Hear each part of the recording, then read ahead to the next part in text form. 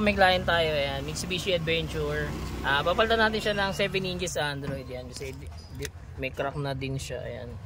So yung swak na swak lang dito sa pinaka panel frame is yung 7 inches lang. Yung pagbaklas naman nito, ito lang, dalawang tornilyo kabilaan. Ayan, tapos remove mo lang to.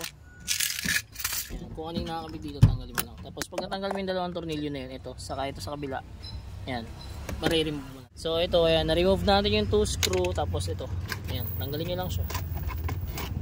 Ayan, tapos ito, may 4 na screw ulit yung sa pinaka head unit nya. Ayan, so tanggalin nyo lang yan para ma-remove nyo to.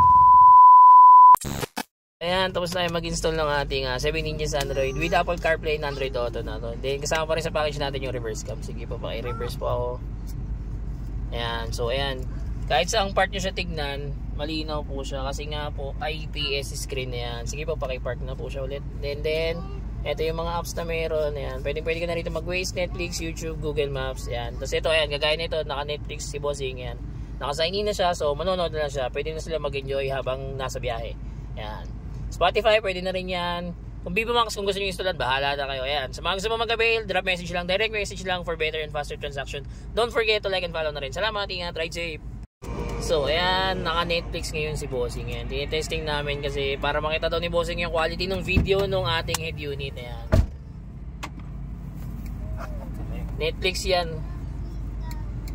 Para, tawag dito, mas enjoy nila yung biyahe. Pero syempre, Bossing, sa ano ka pa rin, Bossing, sa daan pa rin yung tingin, wag sa monitor. Yan.